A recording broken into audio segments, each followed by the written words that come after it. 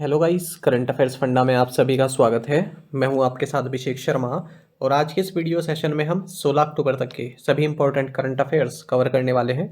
हमेशा की तरह आप इस वीडियो को अंत तक जरूर देखिएगा, आज भी आपको काफ़ी कुछ जानने के लिए मिलेगा। साथ ही गाइस, इस सेशन को शुरू करने से पहले आप सभी को बताना चाहूँगा, यदि आप हमारे daily current affairs PDF, weekly PDF, monthly PDF और हर महीने के banking and economic awareness PDF चाहते हैं तो करंट अफेयर्स फंडा का 1 ईयर मेंबरशिप प्लान आप ज्वाइन कर सकते हैं, जिसका लिंक आपको वीडियो के डिस्क्रिप्शन में या फिर फर्स्ट कमेंट में मिल जाएगा।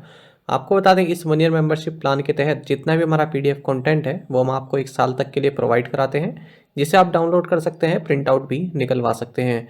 इसके लिए चाहे तो आप करंट अफेयर्स फंडा ऐप को यूज़ कर सकते हैं या फिर अपने लैपटॉप या सिस्टम की मदद से वेब लॉगिन भी कर सकते हैं। कोई भी आपका एग्जाम हो, बैंकिंग, एसएससी, रेलवे या फिर स्टेट पीसीएस, जहाँ पर भी जनरल अवेयरनेस या करंट अफेयर्स पूछे जाते हैं, सभी एग्जाम्स के लिए हमारा पीडीएफ कंटेंट काफ़ी यूजफुल है। तो कोई भी अगर आपका डाउट है हमारे इस पीडीएफ कोर्स से संबंधित तो आप कमेंट बॉक्स में अवश्य लिखिएगा। चलिए फिर करते हैं शुरुआत इस वीडियो सेशन की। हमेशा की तरह सबसे पहले आज का क्वेश्चन देख लेते हैं, इसका आंसर आपको अभी कमेंट बॉक्स में करना है। Where is the town of Dras located? पूछ रहे हैं कि द्रास जो टाउन है ये कहाँ स्थित है। ऑप्शंस देखते हैं, पंजाब, लद्दाख, मेघालय या फिर अरुणाचल प्रदेश। तो जल्दी से आप आंसर कर दीजिए, फिर हम आगे बढ़ते हैं। और इसी तरह क्वेश्चन यदि आप प्रैक्टिस करना चाहते हैं तो हमें टेलीग्राम पर जरूर ज्वाइन कर लीजिए। करंट अफेयर्स फंडा नाम से हमारा टेलीग्राम चैनल है।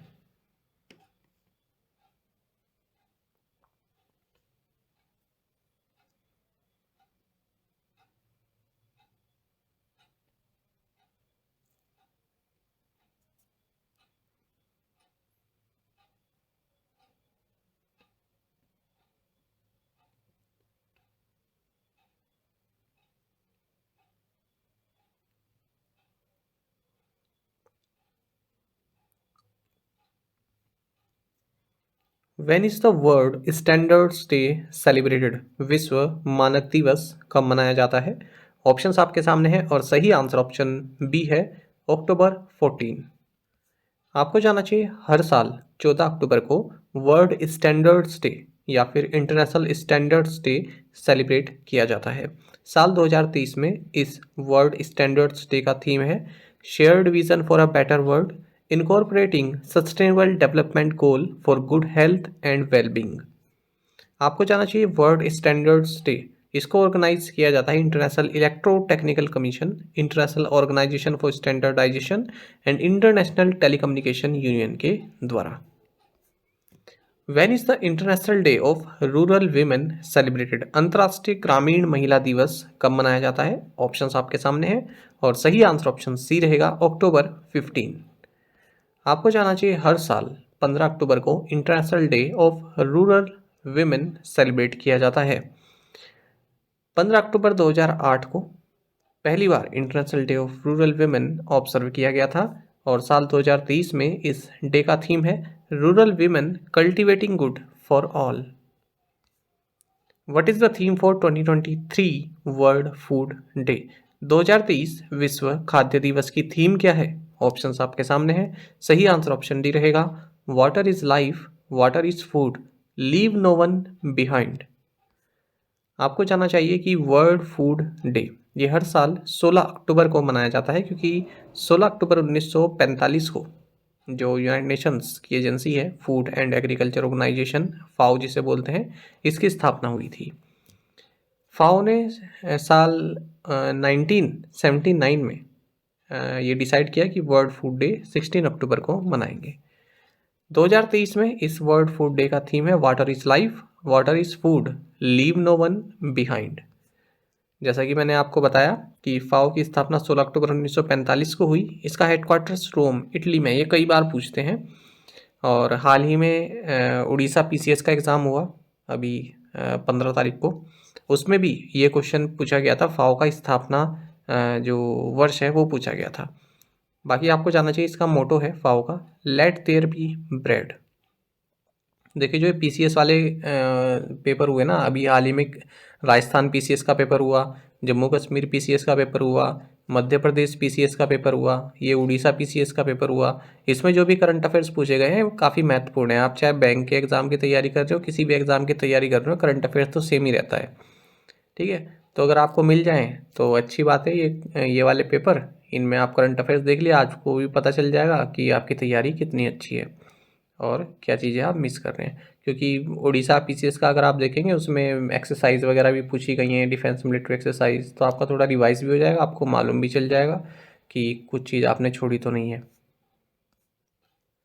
Ircon international limited and RITES limited are both central public sector enterprises under which government ministry. Ircon international limited और राइट्स लिमिटेड दोनों केंद्रीय सार्वजनिक क्षेत्र उद्यम किस सरकारी मंत्रालय के अंतर्गत है? सही आंसर ऑप्शन बी है मिनिस्ट्री ऑफ रेलवेज। आपको जाना चाहिए aircon international limited and RITES limited दोनों ही सेंट्रल पब्लिक सेक्टर एंटरप्राइजेज हैं अंडर मिनिस्ट्री ऑफ रेलवेज, और दोनों को ही नवरत्न का स्टेटस दिया गया है। एयरकॉन 15th नवरत्न कंपनी बनी है, वहीं राइट्स लिमिटेड 16th नवरत्न कंपनी बनी है। तो मिनिस्ट्री ऑफ फाइनेंस ने इन्हें ये नवरत्न स्टेटस दिया है, दोनों ही सेंट्रल पब्लिक सेक्टर एंटरप्राइजेस को। एयरकॉन की अगर हम बात करें, इसके chairman and managing director Yogesh Kumar Mishra हैं, हेडक्वार्टर्स न्यू दिल्ली में है। राइट्स के जो सीएमडी है, chairman and managing director Rahul Mittal है, हेडक्वार्टर्स गुड़गांव में है। Who is the only Indian PSU included in the Forbes world best employers 2023 list? Forbes की विश्व सर्वश्रेष्ठ नियोक्ता 2023 सूची में शामिल एकमात्र भारतीय पीएसयू कौन है? सही आंसर ऑप्शन सी है एनटीपीसी। आपको जाना चाहिए इंडिया की largest integrated energy conglomerate NTPC limited, ये वर्ल्ड की जो बेस्ट एम्प्लॉयर्स 2023 लिस्ट है जिसे फोर्ब्स ने जारी किया है, इसमें अपनी जगह इसने बनाई है।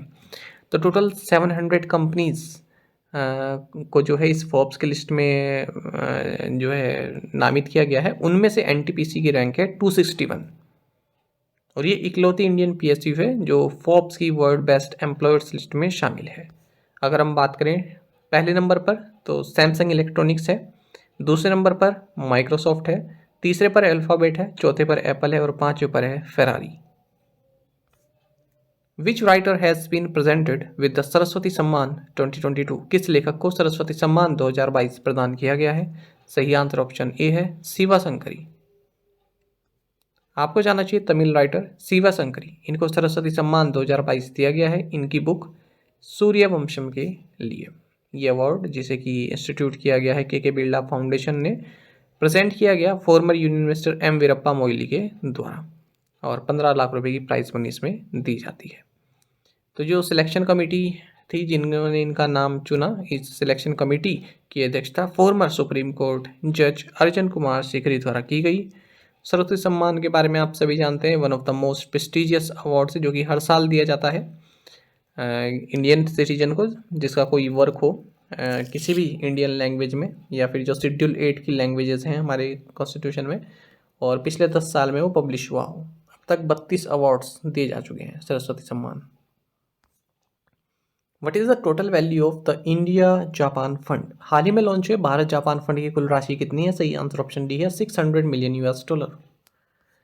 देखिए national investment and infrastructure fund यानी कि NIIF, इसने Japan bank for international cooperation यानी कि JBIC के साथ कोलैबोरेट किया है और 600 मिलियन यूएस डॉलर का एक इंडिया जापान फंड लॉन्च किया है, जिसमें कि जो JBIC है और गवर्नमेंट ऑफ इंडिया ये एंकर इन्वेस्टर्स हैं। तो ये जो NIIF है ये इसका फर्स्ट बायलैटरल फंड है। इसमें गवर्नमेंट ऑफ इंडिया कंट्रीब्यूट कर रही है 49% और बाकी का 51% कंट्रीब्यूट किया जा रहा है JBIC के द्वारा यानी कि Japan bank for international cooperation. इस फंड को मैनेज किया जाएगा NIIF लिमिटेड के द्वारा और इसको सपोर्ट करेगा JBIC IG। The India-Japan Fund will focus on investing in environmental sustainability and low carbon emission strategies and aims to play the role of being a partner of choice to further enhance Japanese investment into India. The Government of India notified the constitution of the National Turmeric Board. What is India's rank in the world in terms of producing turmeric? Bharat सरकार ने राष्ट्रीय हल्दी board के गठन को अधिसूचित किया। हल्दी उत्पादन के मामले में भारत का विश्व में कौन सा स्थान है? सही आंसर ऑप्शन बी है फर्स्ट। आपको जानना चाहिए गवर्नमेंट ऑफ इंडिया ने हाल ही में नेशनल टर्मरिक बोर्ड की स्थापना की है और जो टर्मरिक है या टर्मरिक प्रोडक्ट्स हैं हमारे देश में उनकी डेवलपमेंट के लिए, उनकी ग्रोथ के लिए ये बोर्ड बनाया गया है। अगर हम इस बोर्ड के कंपोजिशन की बात करें तो इसमें एक चेयरपर्सन होगा जिसे सेंट्रल गवर्नमेंट द्वारा अपॉइंट किया जाएगा, और ministry of Ayush, department of pharmaceuticals, agriculture and farmers welfare, commerce and industry, यहाँ से मेंबर्स लिए जाएंगे। और जो सीनियर स्टेट गवर्नमेंट रिप्रेजेंटेटिव्स हैं फ्रॉम 3 स्टेट्स रोटेशन बेसिस पर वो लिए जाएंगे। और इसमें जो स्टेट की नेशनल स्टेट इंस्टीट्यूशंस हैं उनसे भी लोग ले जाएंगे, और सेक्रेटरी भी होगा इसमें एक, जिसे डिपार्टमेंट ऑफ कॉमर्स अपॉइंट करेगा। आपको जानना चाहिए कि Bharat largest producer, consumer and exporter है टर्मरिक का पूरे वर्ल्ड में। जो हमारे देश में लार्जेस्ट टर्मरिक प्रोड्यूसिंग स्टेट्स हैं वो महाराष्ट्र है, तेलंगाना है, कर्नाटक है एंड तमिलनाडु है। आपको जानना चाहिए India has more than 62% share of world trade in turmeric. और भारत का जो ज़्यादातर टर्मरिक एक्सपोर्ट होता है वो Bangladesh, UAE, USA and Malaysia में होता है। अभी इस बोर्ड की स्थापना के साथ ही भारत का टारगेट ये रहेगा कि 2030 तक जो हमारा टर्मरिक एक्सपोर्ट है उसकी वैल्यू $1 बिलियन हो जाए। Which organizations collaborated to develop the R21 Matrix M malaria vaccine? R21 Matrix M malaria vaccine विकसित करने के लिए किन संगठनों ने सहयोग किया? सही आंसर ऑप्शन सी है, university of Oxford and serum institute of India. आपको जाना चाहिए R21 matrix M malaria vaccine जिसे university of Oxford and serum institute of India द्वारा डेवलप किया गया है, जिसमें नोवावैक्स की जो एडजुवेंट टेक्नोलॉजी है उसको यूज़ किया गया है। इसे WHO यानी कि वर्ल्ड हेल्थ ऑर्गेनाइजेशन द्वारा रिकमेंड किया गया है यूज़ के लिए, है ना। हाल ही में जिसकी जो सेफ्टी, क्वालिटी और इफेक्टिवनेस स्टैंडर्ड्स जो हैं प्रॉपर पाए गए। Serum institute of India already 100 million doses per annum की प्रोडक्शन कैपेसिटी इस्टेब्लिश कर चुकी है। इसके लिए इस वैक्सीन को डेवलप किया है Jenner Institute at Oxford University and serum institute of India. इनको सपोर्ट किया है European and developing countries clinical trial partnership के द्वारा। वेलकम ट्रस्ट और यूरोपियन इन्वेस्टमेंट बैंक ने भी इसमें अपना कॉन्ट्रीब्यूशन दिया है। आपको जानना चाहिए फिलहाल R21 matrix M malaria vaccine को लाइसेंस मिल चुका है कि ये Ghana, Nigeria and Burkina Faso में यूज़ की जा सकती है। What was the gross goods and service tax collection in September? सितंबर में सकल वस्तु एवं सेवा कर यानी कि GST संग्रह कितना रहा? सही आंसर ऑप्शन डी है, 1.62 ट्रिलियन रुपीज़। देखिए goods and service tax GST collection जो है सितंबर के महीने में 10.2% से बढ़ा है, और कितना हुआ? 1.62 ट्रिलियन रुपीज़ को पार कर गया। एग्जैक्ट वैल्यू अगर हम देखें तो 1,62,712 करोड़ रुपये रहा है, और ऐसा चौथी बार हुआ है इस करंट फाइनेंशियल ईयर में कि 1.6 ट्रिलियन रुपीज़ के आंकड़े को पार कर गया। बाकी इसमें आप देख सकते हैं कि CGST कितना रहा, SGST कितना रहा, IGST कितना रहा है, सेस कितना रहा है। GST कलेक्शन जो फर्स्ट हाफ है हमारे इस फाइनेंशियल ईयर का, उम्मीद की जा रही है कि 11% की ग्रोथ देखने के लिए मिलेगी, और 9.92 ट्रिलियन रुपीज़ का ये होगा। जब ग्रोथ की बात करते हैं ना कि इतने प्रतिशत ग्रोथ, तो इसका मतलब हम सेम पीरियड में पिछले साल से कंपेयर कर रहे हैं। थल Kedar forest will be the first biodiversity heritage site of which state? थल केदार वन किस राज्य का पहला जैव विविधता विरासत स्थल होगा? सही आंसर ऑप्शन सी है, बी है, Uttarakhand. Right answer is option B, Uttarakhand. आपको जाना चाहिए थल केदार फॉरेस्ट जो कि पिथौरागढ़ उत्तराखंड में है, ये उत्तराखंड की फर्स्ट बायोडाइवर्सिटी हेरिटेज साइट होगी। कुमाऊं हिमालयास में आते हैं, टेम्परेट फॉरेस्ट हैं, और अब इनको जब बायोडाइवर्सिटी हेरिटेज टैग मिल जाएगा तो यहाँ की जो इकोलॉजी है, ठीक है, जो लैंडस्केप है वो भी सुरक्षित रहेगी अंडर द बायोडाइवर्सिटी एक्ट। अच्छा, उत्तराखंड से ही संबंधित एक और महत्वपूर्ण करंट अफेयर देखेंगे। हाल ही में प्राइम मिनिस्टर नरेंद्र मोदी ने 4200 करोड़ रुपए के प्रोजेक्ट्स की आधारशिला रखी है पिथौरागढ़ उत्तराखंड में, और हाल ही में इन्होंने इसी दौरान पार्वती कुंड जो कि पिथौरागढ़ है और जागेश्वर टेम्पल जो कि अल्मोड़ा में है, दोनों ही उत्तराखंड में, यहाँ पर भी इन्होंने विजिट किया। तो महत्वपूर्ण है ये, ठीक है। पार्वती कुंड कहाँ पर है? पिथौरागढ़ उत्तराखंड। जागेश्वर टेम्पल्स कहाँ है? Almora Uttarakhand. What is the amount of the monetary penalty imposed by RBI on Union Bank of India? RBI द्वारा यूनियन बैंक ऑफ इंडिया पर लगाए गए मौद्रिक दंड की राशि कितनी है? सही आंसर ऑप्शन ए है, 1 करोड़ रुपीज़। देखिए रिजर्व बैंक ऑफ इंडिया ने 1 करोड़ रुपए का मॉनेटरी पेनल्टी लगाई है यूनियन बैंक ऑफ इंडिया पर for non compliance with directions issued by RBI on loans and advances, statutory and other restrictions. RBI ने 64 लाख रुपए की मॉनेटरी पेनल्टी लगाई है आरबीएल बैंक लिमिटेड पर। रीज़न आप देख सकते हैं, आरबीआई ने 8.5 लाख रुपए की मॉनेटरी पेनल्टी लगाई है बजाज फाइनेंस लिमिटेड पुणे महाराष्ट्र पर। आरबीआई ने 5.39 करोड़ रुपीस की मॉनेटरी पेनल्टी लगाई है पेटीएम पेमेंट्स बैंक लिमिटेड पर। अब देखिए, जो एक तो यूनियन बैंक ऑफ इंडिया वाला हो गया, एक आरबीएल बैंक और एक ये पेटीएम पेमेंट्स बैंक वाला। अब ये महत्वपूर्ण रहेंगे। आप कहते हैं ना कि इतने सारे हो जाते हैं, कैसे याद रखें। तो अब जो इस तरह के आते हैं ना, यूनियन बैंक पर लग गया, आरबीएल बैंक पर हो गया, पेटीएम पेमेंट्स बैंक पर हो गया, ये महत्वपूर्ण रहेंगे आपके आने वाले एग्जाम के लिए। और जो ये कोऑपरेटिव बैंक पर लगते रहते हैं, ये तो इतने सारे इकट्ठे हो गए हैं, ठीक है, तो इतने इंपॉर्टेंट नहीं होते वो। हालांकि हमें तो देखिए कराना ही है ताकि कुछ भी छूटे ना, पर ये मैं आपको बता दे रहा हूँ, ये महत्वपूर्ण रहेगा। Union bank of India, RBL bank, Paytm payments bank. वहीं आरबीआई ने 4 लाख रुपए की मॉनेटरी पेनल्टी लगाई है अन्ना साहेब मगर सहकारी बैंक लिमिटेड पुणे महाराष्ट्र पर।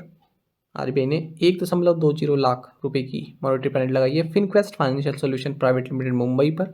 आरबीआई ने 1 लाख रुपए की मॉनेटरी पेनल्टी लगाई है Jawahar urban cooperative bank limited Palgarh Maharashtra पर। वहीं आरबीआई ने 1 लाख रुपए की मॉनेटरी पेनल्टी लगाई है Janata urban cooperative bank limited Wai Maharashtra पर।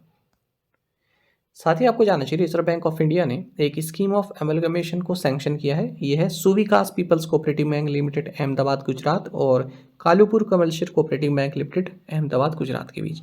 तो जो भी ब्रांचेज हैं Suvikas people's cooperative bank limited Ahmedabad Gujarat की, अब वो फंक्शन करेंगी as a branches of the Kalupur commercial cooperative bank limited Ahmedabad की तरह।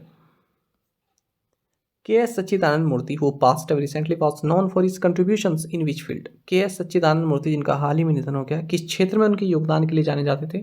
सही आंसर ऑप्शन डी है जर्नलिज्म। देखिए, जाने माने जर्नलिस्ट K.S. सच्चिदानंद मूर्ति 68 की एज में इनका निधन हो गया। ये मलयाला मनोरमा ग्रुप में भी इन्होंने कार्य किया है, द वीक में भी इन्होंने कार्य किया है।